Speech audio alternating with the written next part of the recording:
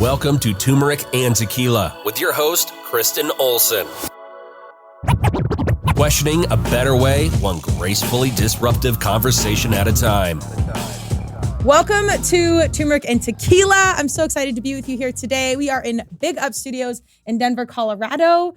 We have one of the founders of Uncle Tim's Cocktails, Tim Felkner. Welcome to Turmeric and Tequila. Thanks for having me. So excited to be here today. Yes. Now, this convo's been kind of a long time coming. I ran into you guys at one of our local events this summer, and I always have my eye on things that look cool and taste cool and whatnot. And then I found out you're actually local in Lakewood, like right up the street from my house. We jumped on a phone call, and I'm like, you got to come on Turmeric and Tequila and tell the story of, kind of how you got started. This is the great example of following your passion, making a pivot, and kind of taking a leap into something totally new. So wait, before we get to the business story, tell us about young Tim. Like, give us a little background on how we grew up and the backstory. Sure. Yeah. Well, I was born in California, but raised in Minnesota. So I got some Midwest roots. And one of my first jobs was in a restaurant. And I was kind of lucky enough to find like my passion very early on. I, just really loved food and beverage, and just when you got to make someone's day by finding them the right, wine or beer or, cocktail or something. I think I wasn't even old enough to drink yet, but I realized there was just kind of magic in the combination of food and beverage. And did you start as a server or bartender? I started as a dishwasher. Oh, yeah, okay. Yeah, very early. Yeah, but even then, I kind of knew that this was something that I wanted to do, and so I started going to school for business. I kind of worked my way up into restaurants. I started managing restaurants by the time I was 20 years old. Oh, wow. Yeah. And, just really kind of was a sponge. I was learning everything that I could about restaurants and food and beverage. Moved to the front of house, was doing a general manager. So kind of all the front of house stuff, from hiring staff to, putting together wine and cocktail menus and things. So yeah, I kind of quickly worked through the ranks and spent a long time, doing that. I moved out to California when I was in my early 20s. I helped open 6 different restaurants. Just so, oh, wow. I think I found that was a passion of mine, was getting something off the ground, up and running, starting something from nothing, walking into a building and there's, literally nothing. It's a construction zone. Yeah. And then, the vision of how do we build this out? Where are we going to put the bar, the seats? What's the menu going to look like?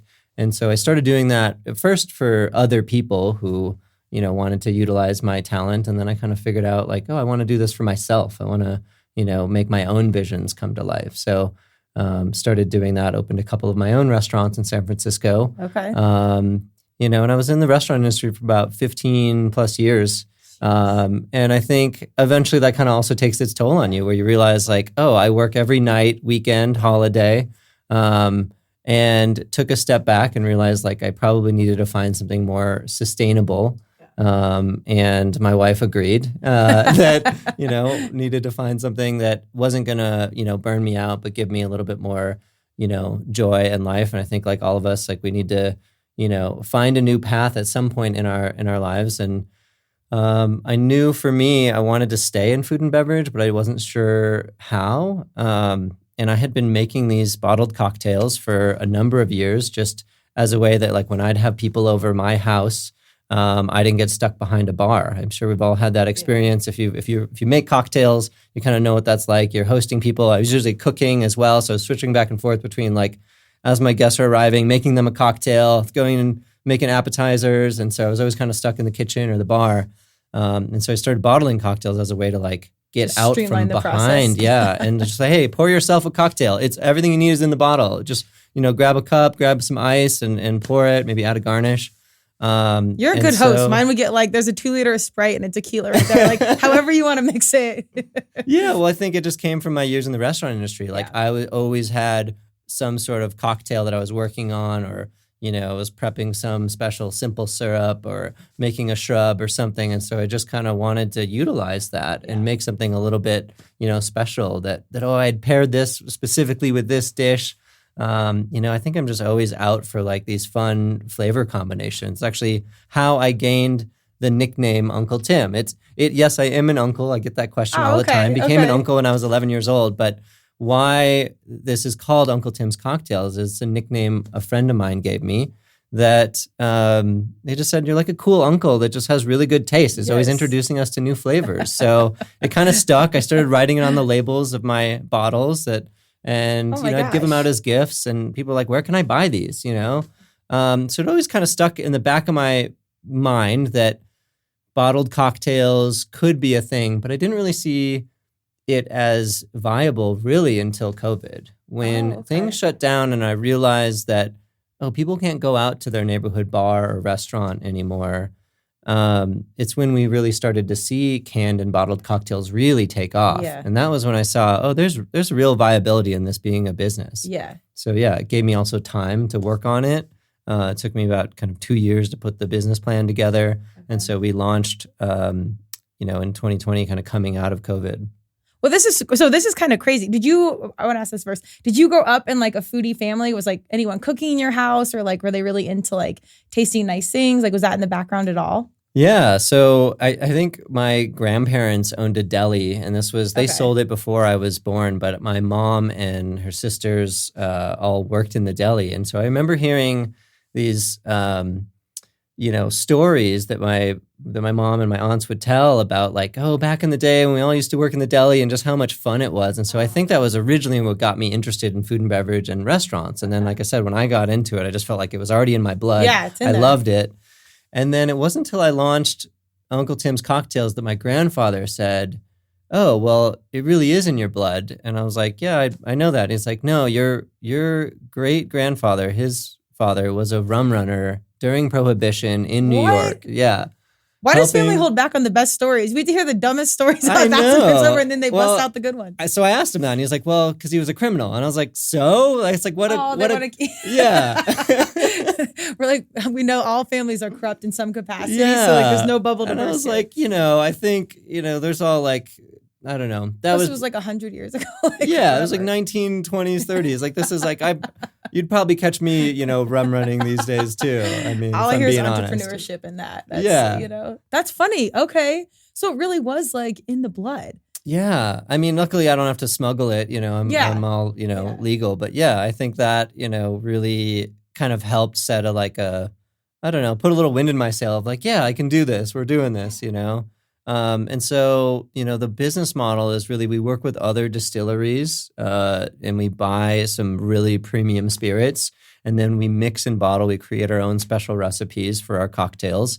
So we're 100%, bottled cocktail focus. We do Negronis, Manhattans, and we're about to release our Old Fashioned series. Okay. And so, these are exactly what you see here. I brought you a couple of samples. I'm pumped about this new release, and I want to go more to that, but I want to hear more about this, because just as a branding professional, I love that you actually had pieces of the path laying itself out. Like before you even had the conscious choice to like make this a business. Mm-hmm. I mean, even like the Uncle Tim's, like you didn't even need a marketing or branding person. Like it was just sort of happening. As it was kind of unfolding, did you see like this path kind of going, or were you just like unconsciously going with it? I think I was just going with it. Like I remember, the first label I made for it that said Uncle Tim's, I like printed out on, a printer sticker paper. And mostly just because I wanted to give them as gifts, but I didn't want to just do the handwritten labels. So I made them like really professional looking. It said Uncle Tim's Cocktails. But this was like a decade ago. Yeah. And with no intention of it ever being a business. It was just kind of like, I want to give this special thing as a gift to my friends who call me Uncle Tim's. And it was kind of a fun thing. That's huge, because I think if you're listening and you have entrepreneurial aspirations, or you're just doing something out of like passion and fun, that could be the first like flag in the forest that you're going the right way. Yeah. You just gotta follow it. And I really think the more it's just like out of that pure space, likely the more viable it is as a business, because you're gonna want to stay in it, even when it's hard, and go around. But sometimes if you're out there and you're wondering, like, sometimes the messages are happening in motion when you don't even know. Yes. You just have to pay attention a little bit and just keep moving in that direction. Yeah. And well, I think the other thing it helped me to do is get some feedback on, I loved doing graphic design. And so I started making them pretty nice, but I'd get feedback on the labels that, again, not really thinking about turning into a business, but people would be like, oh, you should make this part bigger or do this. And I'm like, okay. And so I'd like iterate on them and kind of make the labels. And so I think the branding really started developing itself even before I knew I wanted to launch it as a business. Yes. And that was kind of really fun to see. They were like, oh, you need to put, the steps on there. And so that's something that we have on our labels today. Or I started handwriting these batch numbers, and that's something we keep on the labels today. So, well, as a marketing branding professional, I always say, like, I'm a phenomenal creative, but the best thing you can do is get to know the client, or really the mission and the human behind the mission, and then reveal what's already there versus like create something new. Because everyone's like, especially if you're really passionate about it, like there's something really cool and beautiful and creative and unique already there. You totally don't need to reinvent the wheel. You just have to tell the story. Right. And like tell what it is. And people are like, oh shit, that's so cool. Like that actually happened. It wasn't just a creative like putting it together. Like this is the truth. And that's pretty special. Right. Well, and I think if you're not in a hurry to launch a business, then those years of test marketing for us were really valuable. Even once I figured out that I wanted to launch it as a business, we spent almost 2 years testing recipes and really refining, the spirits that we wanted to use, really dialing in the labels, these box sets, kind of what our go-to-market strategy was going to be. And so I think it really kind of helped that my business partner and I like really took our time to figure out those components to the business. So then when it came time to launch, we had so many ideas and we had kind of thrown out a lot of the bad ones and, hopefully kept a lot of the good ones. And just give yourself time to iterate for sure. I agree. I think it's always kind of like the measure twice, cut once. Notoriously, I've probably cut first and then just cut a bunch of times and then got a new piece of cloth. Don't do that. But I think not rushing it, taking your time. And again, also just like letting the story unfold a little bit. You got to do your market research. You got to have proof of concept, all these things.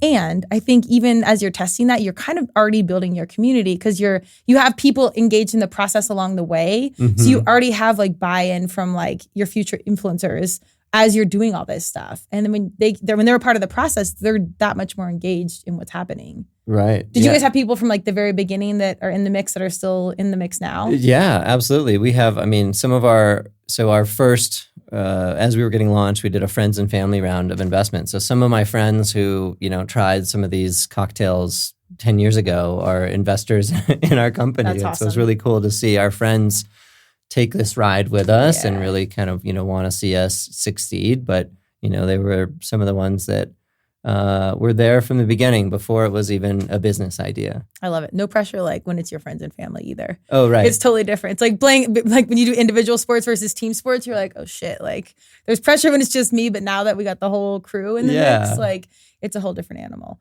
So tell me about the move from San Francisco, like food, beverage, like there's a lot going on. It's a big city, to Denver. Obviously, I'm a born and raised Colorado kid, so I'm biased. But it's a switch. And when we talk about this in my creative spaces, like these are still growing markets compared to like big cities. Yeah. Like tell me about that switch from San Fran to Denver. I think both my wife and I had spent over a decade in San Francisco, and I think we were ready to be someplace a little bit smaller, but still be in a city. Yeah. We wanted to, do the typical, like buy a house, start a family, all of that. But we still wanted to go out to be able to get like a nice meal and, see a show. And, Denver to me felt like a nice mix between my, Midwest roots and, a big city like San Francisco, and I know a lot of people complain about the pricing out here, but at least it was a little more affordable than San Francisco. San Francisco is comparable to like New York City nowadays. Yeah, so it really is. You're the one human out here that's not complaining. I know. So we'll take the positivity wherever we can get it. So it definitely was a bit of a shift, but also kind of welcome. I was ready to slow down a little bit. Yeah. And I think I've noticed that the culture of Colorado is great. People really value the outdoors. And so, I don't work in an office, but I try to just absorb the culture of like, it's okay to like clock out early on a Friday and head up to the mountains. And, I certainly work a lot less than I used to. Yeah. And to me, that was like a goal of moving out here, just having better work-life balance. Absolutely. Well, here's the beautiful thing. Like I'm very obviously involved in, I'm a longtime athlete, competitor. Then there's a lot of social that goes with that, after parties or whatever, tastings or that kind of thing. But I would always have like stickers or something on me and had zero intention of like any business conversation, and then be on a ski lift and, we'll drink a shooter of something and they'll be like, oh, where'd you do that? Da, da, da. The social has been probably 80% of my best clients. And I'm not even talking about like big money deals, but like some of the humans I really have enjoyed working with the most. Yeah. So opportunity is everywhere. You don't always have to have this mindset of like, I'm working 9 to 5 in the office. If you're walking out and you genuinely bleed something, people, the next opportunity can come to you if you're just out there and talking about it and just living it. Right. Yeah. Have you had that at all happen to you? Definitely. Yeah. I think, I mean, Uncle Tim's Cocktails, obviously named after me. I feel like I'm always on, when I'm out there. You did that to yourself, man. Yeah, right. But at the same time, I think that, the brand is like who I am. I love to host. I love to entertain. I love bringing people together, especially over food and beverage. I find that like when you really break bread with someone or have a cocktail, that like you take time to slow down, get to know them, kind of do what we're doing now, where it's just like you have a more detailed conversation. You really kind of like find each other's, passions. You might find a way to help each other out. I think that's where, a lot of doors have opened in our business because of that. So I think me being somebody who loves to host and loves to bring people together and loves to build community is why this brand exists. I love it. Well, that's why, like you said, the social works, because you get a chance to not even have the sales conversation. It's just like, you do this, you do that. Oh my God, our missions align. Tell me more about X, Y, and Z. That's so cool. I'll call you on Monday, or let's figure it out, or whatever. And in Colorado, we really do need each other because it is such an like up and coming situation. Yeah. You need to create your team, whether it's like marketing and branding, or like you said, other local distributors or local craft cocktail creators. Like you need all these things really to make it work. And it's more fun if you can find the like-minded people you want to work with. Right. And then kind of vibe off their energy and their mission and that kind of stuff. So you need all that to really get by. Mm-hmm.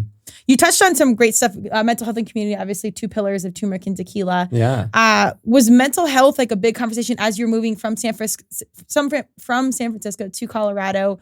You said it was like about slowing down and whatnot, but being mission driven and purpose fulfilling, it was like the mental health always a conscious conversation in the household? Yeah, I think so. I think I knew that, restaurants for me weren't sustainable in the long run from the long hours that they take. I also felt like I had put a lot of my personal life and desires aside in order to work so much. And, it seemed like, at some point, I was the one suffering from my own kind of decisions. And I think, unfortunately, the restaurant industry, especially when you become a manager or owner, like really promotes overworking and doesn't promote looking after your mental health as much.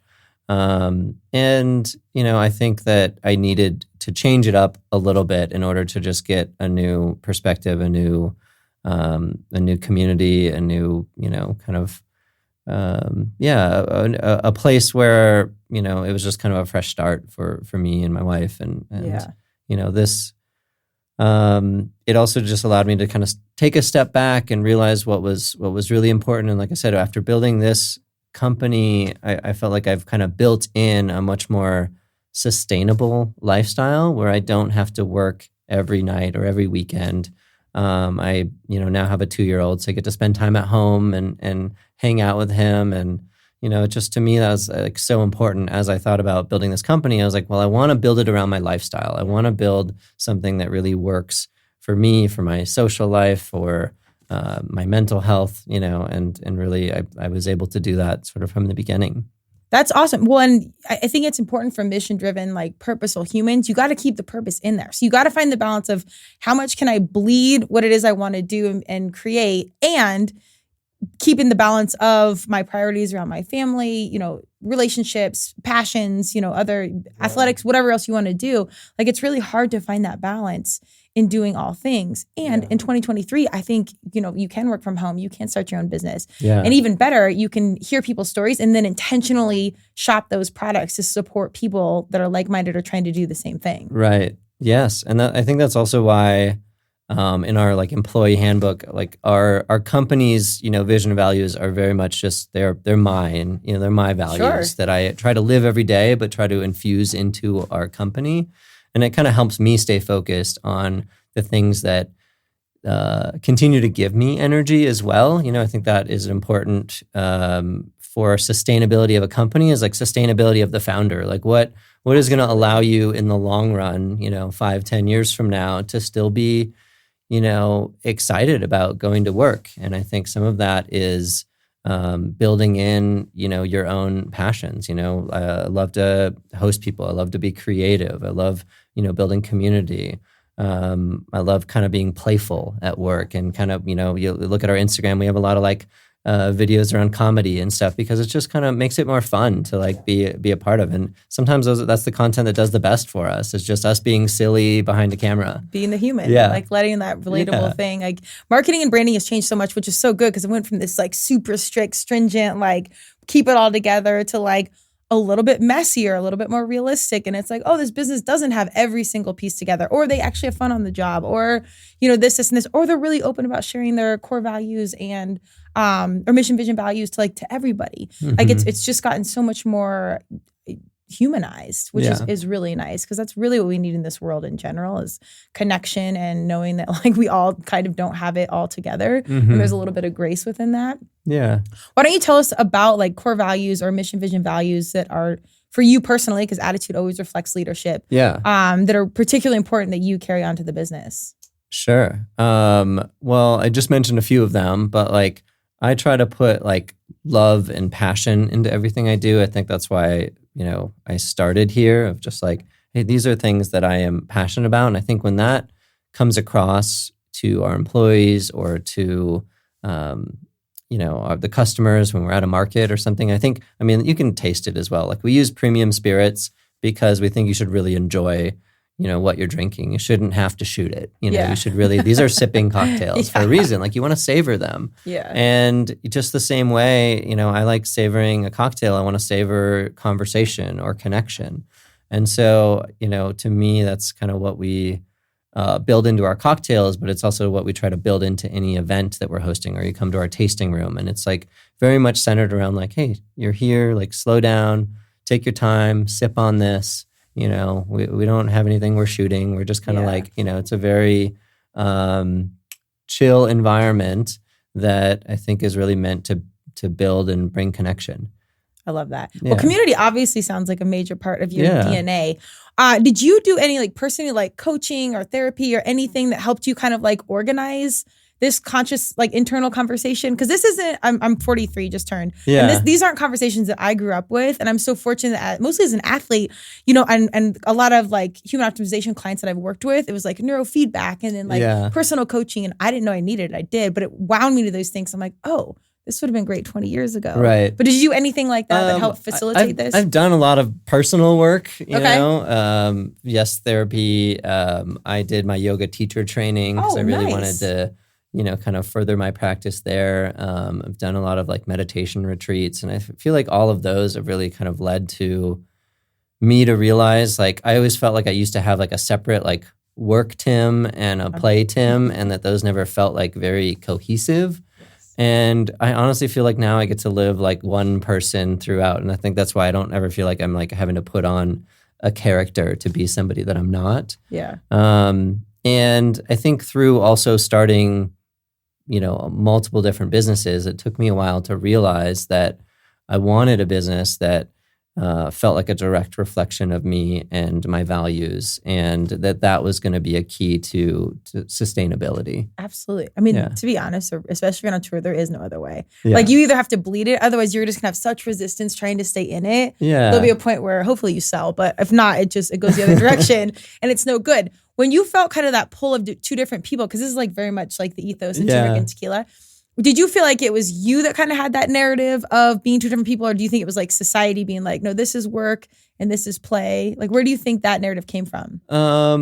Probably a little bit from society of like feeling that I needed to be this like, I don't know, hyper masculine businessman, and play that role and, not, be like, cause, love to be playful and party and dance and things like that as well. So, I just felt like I had to keep those worlds separate. Yes, through society. But also I think because I felt like the the projects that I was working on, the restaurants either that I was launching for other people or even myself, I didn't feel like were ever like a true reflection of me because I was still discovering who that was. Mm-hmm. And so, yeah, it really took a lot of personal work to get there, to get to the deeper part of it until I didn't have a choice, but I can only be me. There's only one me. Yep. So that's what I'm going to represent to the world. I'm going to be, happier that way. And then to let a business kind of come forth naturally after that has felt like in some ways not as much of a struggle as it was to uphold this, this dual personality. Yeah. Yeah. That's literally what it's all about. Because I think it is, well, it's society or it's our internal monologue, but a lot of times our internal monologue comes from like how we were raised and that society impact in there. So it's coming from one direction or not, but it's hard, I think, especially for our generation to kind of take a pause on it and then decide to consciously be like, wait a second, what can I actually do here? Because outside of the business model and making money and doing the purpose, you got to remember this is our life and like our days are numbered. So you actually got to enjoy the ride and you got to find the balance. And if that's going from this crazy high stress restaurant industry to like a high end yogi and then doing craft cocktails, like I love it so much because even though it doesn't make sense, it makes perfect sense. Yeah. Because we wear all these hats and we do all these things. Right. And that's why I love talking about it because like our young people in particular, I really want them to know like usually with all these little juxtapositions that don't make sense, make sense. But even more importantly, it's arrows pointing us on like stuff you should be doing and passions you should be following and doing all these things that don't fit together and then channeling into one zone that makes you your most purposeful self for the greater good. So that's a really cool journey. I mean, it was really like pinball machine of like different things. But it kind of makes sense. It does make sense. And I know for me, I went to business school and I felt like that was, looking back on that now, it was super helpful to kind of learn how business works. But it's also like the way that business is taught is very masculine, and very like, this is how it's done. And so you try that on. And if it doesn't fit, it doesn't feel good, you don't know another path. So you have to learn, you have to see what else is out there. And I know from doing the work on myself, it felt better to be more balanced, to have a more balanced masculine and feminine approach to life. And so that's now how I treat my business, is just kind of looking at it from a more balanced state, not a certain like prescription of this is how you have to do it, but there might be new ways of doing it. And learning from also just seeing like everything around you as a teacher, from my little 2-year-old to how other people are doing businesses, or, just why I love, coming on your podcast is like, I'm probably going to take something away today that I learn and like incorporate that into who I am and into my business. Hey, I hope so. Yeah. That's the best compliment ever right there. I hope so. Make it good. Just don't take that with you. Yeah. No, I think that's so great. And that masculine energy, it's so funny because it's like, that's so true. I mean, how do you think women going through it feel? Where it's just like, do this. And you're like, oh my God, I need like my best skirt suit to like do all the things. But what's really cool, and I'm curious to notice if you've noticed a change, our young people's approach to things are so different. Social media obviously has come up and they're not as quick to buy into things because they've grown up with like this overexposure of things, which obviously has positive negatives, but they don't buy into things I think we automatically did. Right. Have you noticed that with some of your clientele? Obviously it's 21 plus, but have you noticed shifts over these past few years on like how the clientele interacts different or talks about it different or anything like that? Certainly, yes. Also we've found a lot of success working with local influencers, and so I've gotten to like kind of work and find their take. And a lot of them are kind of younger 20-somethings who really understand what it takes to build an online community and speak to a certain group of people. And so just hearing how they work and some of their feedback, and I think has been super helpful. Yeah. But I think the thing that I've appreciated that they really enjoy about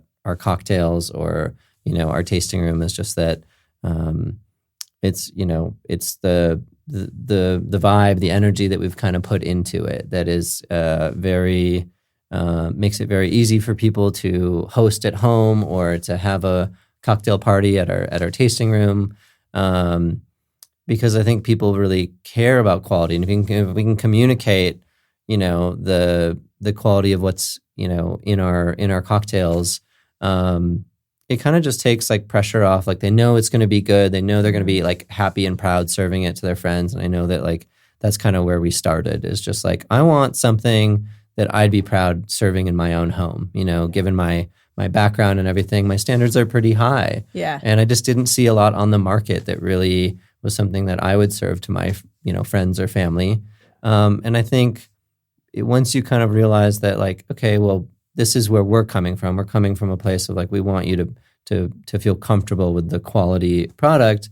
It kind of just like makes things easy for people. Yeah. So, well, I think the magic really, even alongside the product, is just creating that space. Yeah. And like a super warm, welcoming space. And we just don't get a lot of that in this world anymore. And I think back in the day, that's kind of why Starbucks did pretty well early on. Like the coffee, whatever your opinion is on it, it was a space to do quicker business or have conversation. And it kind of created like this warm environment. And that was the initial ticket to the success. So I think holding space and with not such a corporate-y vibe. Yeah. And really showing up and like, hey, how are you? This is this. And like, I really put every ounce of love. Like, I want to tell you about this. People really adhere to that nowadays. Like they want to slow down. They want to hear about it. We don't always have time, but it's when you do, you can constantly be like, oh, I really want to go when I've got a couple hours, when I can do this. Well, and you still got to come by the tasting room. I do. It's I'm one of those. How we've built it out is we have these beautiful little living rooms. And so, it's kind of fun that you come in, you walk into a warehouse, you kind of think you're in the wrong place, but it has a little bit of a speakeasy vibe. Yes. And, these little living rooms are kind of built to just make people feel really comfortable. It's not set up like a very open, loud bar. You go into a little, living room and kind of sit and have a cocktail. I've had people like then join other people and make friends in those rooms. Cool. Okay. And I think what's really, awesome as well is we've been in that space a year and a half and realizing like we already need a bigger space. That's awesome. If I can put that out into, to the community out there, is like, hey, we're looking for a new space. We're looking for something a little bit larger so that we can host more people. There's a lot of demand we're finding out there for the type of space that we provide, and to connect with more people, and then a lot of people really like being able to host events with us. So we want a bigger space so we can do both. I love that. And it's I like, it's kind of like the build it and they will come, because that wasn't really a traditional approach to like downtown Denver and the bar scene, and sometimes you just don't know. I know you had like extensive background in research and experience. It's still a new market. Denver's a little bit finicky on things. Lakewood isn't downtown Denver. Like, did you have any apprehension about taking this sort of leap? Well, we knew we needed a production space, and we are technically still in Denver. We're just like Southwest Denver, right off of like Santa Fe and Mississippi. Okay. So, I think what we've realized is we were very much off the beaten path, which was great for, our production, but we weren't sure if the tasting room would really kind of take off there, because it's, very much just in a warehouse district that, isn't very traveled. But I think we've done a really good job of getting people there and, getting people excited about a space that isn't in downtown Denver. Yeah. And so we've kind of had to build, from the ground up there, but it's really turned out that it was a great decision for us. Yeah. Oh, I think there's a massive market. If you can connect accordingly, because some things out here are still a little bit disconnected. And that's why I like to get my Denver people out, because we're all like mission-driven people, but it's still kind of hard to find one another in some capacity out here. Yeah. But if you can tap in, I think a lot of people do want something that's not in the mainstream city and that has like this different kind of experience or whatever it might be. Like they're out here. And I do think too, you can be intentional about your marketing stuff, but if you bleed it genuinely, like the energy will come through. Like it'll happen. Yeah. Well, on that note, so tell me like about the hard part, because like entrepreneurship from the get-go is never an easy thing. Yeah. And it can be glamorous, but it can also be really brutal, especially, married with kids and like all these liabilities essentially. Tell me about some of the hard part and how you stayed in it. Yeah. Well, I think initially we didn't even honestly know what it would take to get launched. We were kind of like, I want to launch this bottled cocktail. But I, at the beginning, almost thought like, oh, maybe I can just go buy brands that you see in a liquor store from a distributor and mix and bottle those like I would do at home. Okay. And no, you absolutely cannot do that. We had to go through all the same licensing and become a distillery. Even though we don't distill. So we had to get federal licensing, state licensing. It took us, the better part of 2 years to like get those licenses, find a space. Like I said, do that friends and family around. And so I think that like stayed in it because I knew that it was the right move, but it was just really a long process, much longer than I thought it was going to be just to get launched. Yeah. And like I said, we just kind of utilized that. It wasn't in a hurry, but we utilized that time to do a lot of test marketing and really kind of dial in the recipes and the product and the marketing. But I think having a really good business partner has really helped as well. I have certainly had varying degrees of success of that in my past. And so I decided to go into business with a friend who I'd known for, 12 years back from San Francisco. And it turns out that was like one of the best decisions I made going into this business. So, because people say something like friends and family in business can always be a little bit shaky. And I've had actually experience on both sides where it wasn't so great and it was actually the best thing ever. So I think it depends. I think it totally depends. I think in this case, it has really worked out to have a friend that I can, rely on, somebody who, we are rock climbers. So we can have our board meetings, outdoors on a rock climbing wall or while we're backpacking or hiking or something. And so it's just nice, somebody that you actually get along with and want to spend time with. Yeah. And, you can iterate on your business in these like beautiful places when you're hanging out and not feel pressure, again, for it to look a certain way, that it has to be in an office setting or something like that. You are a Colorado kid at 100%. Yeah. Like you're taking a meeting on a rock climbing thing. Yeah. All you need is like a flannel and a dog. Totally. Like, you're completely in. That's hilarious. Yeah. Okay. So how you guys have known each other for 12 years and you've been in business how long? For a couple of years now. Yep. Okay.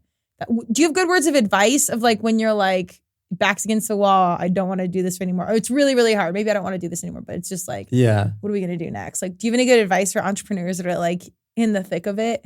I know for me, I just find ways to connect to myself. So for me, that's getting out in nature. That's doing some yoga, meditation.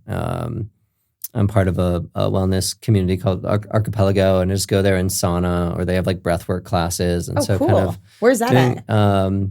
It's off of 7th Street, just like near the aquarium off of 25. Okay. Yeah. Dang, I'm pretty beautiful, connected. Yeah, it's a beautiful space. But it's just like having those places that you go to kind of like tap into yourself again, to re-energize, to get into the right headspace so that you can alleviate some of that stress, but then also be in a better decision-making mode. So I know that like if I'm having a hard time making a decision or feeling stressed out, a lot of that is just like, I need a process, I need to get back centered myself and then, go back to the problem. And then oftentimes the solution is there, you know? So. Dude, you're perfect turmeric and tequila. It's like send out whatever. All right, let's go have an old fashioned, like right on to like, right to the gospel. It's about balance for sure. I think that, we are, a lot of alcohol brands out there like really talk about drink responsibly, but it's like, the rest of their branding doesn't match. I think our our brand is very much like drink responsibly and like, live a life of balance. Like,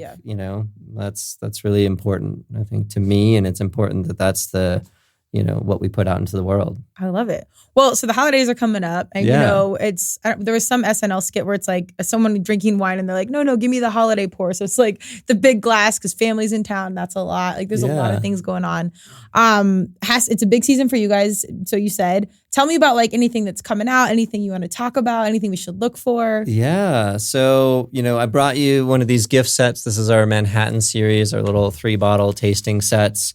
We do a Negroni series, we do a Manhattan series, and we're about to release our Old Fashioned series. Okay. So that's the newest one in the mix.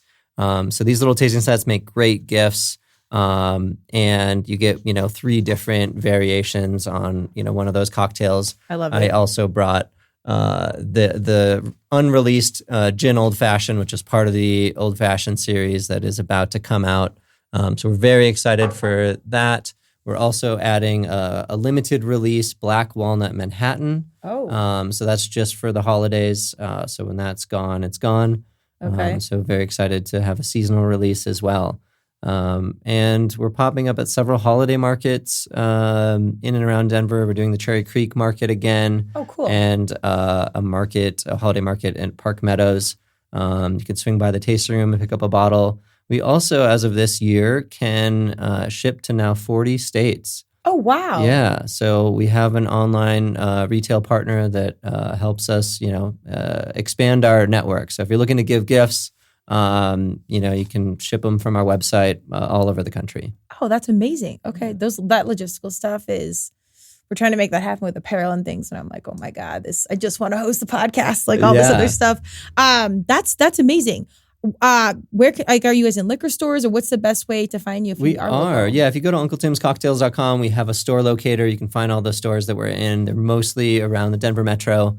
And like I said, our website can ship, but you can find all the events that we're going to be at, events that we're hosting, everything on our website or on our Instagram. Okay, cool. Would you want to share that website? Yeah, Uncle Tim's Instagram? Cocktails. Okay, there you go. Yeah. You got it all. If you're in the Denver area, I'll come over there. I'm going to get some B-roll so people can see the actual space. But do you have any good words of advice, human-wise or business-wise, or anything else maybe we didn't touch on that you want to share? Yeah. I mean, I think for I guess entrepreneurs out there, I'll just share, some of the things that I've learned, which is, make sure that you have found something that you can really be passionate about. I know for me that like keeps me excited about going to work every day. Hopefully find a good business partner that you are also excited to be hanging out with, making decisions with, and how they're going to handle the tough times, because they will be there. And I think be willing to just kind of open up, be vulnerable, share what you love and what you've learned with people and your community, and you'll realize, how quickly that opens doors for you. I think that, it took for me, really, like I said, doing all that deep work myself and identifying really what was important to me, what my values are, before I think I realized how that itself was like the impetus for this business, for, and for me, it could be baking bread. But if I was living by the same values and bringing those to the surface, it would still build community. It would still like bring connection. It would still be fulfilling for me. My passion and expertise just happens to lie in cocktails. There you go. Yeah. I love that. 2 more questions, actually. I lied to you. But is there anything big that you want or you want to put out to manifest? Maybe you haven't said out loud. Yeah. Well, I kind of mentioned it, but I'll put it out there specifically. We were looking for a new tasting room. Okay. We are about to launch a Kickstarter to help sort of fund that move and find us a new space. So you could help by either, letting us know some space that you think is awesome that we should take over. Ideally, maybe it has some distilling capacity so that we can add distilling operations, very soon. We'd love to distill some of our own spirits as well. Okay. Yeah. Oh, that's a whole other level. I know. I'm with it. And this is the last question. What is success to you? Success for me is just living my values. I think for me, it's a feeling. It's like, where am I at based on, how I feel about myself? And it's not something that can be measured externally, really. I want the business to succeed and have success, but I don't want to do it at the cost where I don't feel successful, and I think that's why for me, it really starts with the inner work, with, my mental health. And then I really believe that will, kind of bleed into the business, into the success of it, and getting it out there. But yeah, I hope that answers your question. Absolutely. Yeah. Well, it's so funny because we talk about community mental health and it really does take a village and individuality, like you doing your own things, embracing the things that make you different, embracing that and accepting it, then that makes you the best team member that you can be. Yeah. But in our society, it's so much like, you don't need to be an individual, be a teammate, do this. And they're not really put together. But I just echo your statements. I think you said it so beautifully. You've got to lean in, do your stuff, understand yourself, have radical self-acceptance. Mm-hmm. Then you can show up as like the best teammate and find the path. Yeah, exactly. And, obviously we have our sales goals and, targets and everything that we want to hit and achieve in the coming, years. But I don't think we can get there unless I am the best version of myself. And so I think it's a balance of like, yes, I want to, see the company grow by X percent, but I know that in order for that to happen, I have to be bringing, all of me, to the business. And in order to do that, I need to be checking in with myself every day, having my morning yoga, meditation, and really just making sure that when I get to work, I can come with that same, passion and bring all my values to the table. I love it. Amen. So well said. I'm so glad to have you in Colorado. Yeah. You definitely have a Colorado heart. Like it's written all over the wall. Awesome. I think that's so funny. And there's nothing I love more than a yogi slinging cocktails because that's what we need in this world. Zened out and then still doing like a little bit of the party side with like really conscious conversation. Awesome. That's amazing. Well, thanks for having me. I really appreciate it. Thanks for coming on. Maybe down the road we'll figure out how to do like a turmeric and tequila tasting or party or something in your space. So we'll do something creative and get some of our Denver friends in the mix. Awesome. Well, one of the cocktails we're working on for next year is a mezcal Negroni. Oh, so well, holler at your girl. Yeah, okay. that fits for sure. Yeah. And tell me about like, I can tell you about this off camera, obviously, but Kickstarters or events, like we always try and bring the community back together and we've got fitness events. So if you ever want to sample, I mean, we always just try and make it all work because it really does take a village out here. Yeah, it does. But on the flip side, we have some really big movers and shakers that are doing big things. Yeah. So, just gotta have a good time, do some yoga and shake hands. Right. Good. Well, thank you for coming on. Yeah. And hopefully we'll reconnect soon in this new space. Sounds good. Thank all you, right. Tim. Cheers. Cheers. Thank you for joining Turmeric and Tequila with your host, Kristen Olson. Tune in next time, and don't forget to subscribe on Apple, Google Podcasts, Spotify, or wherever you listen.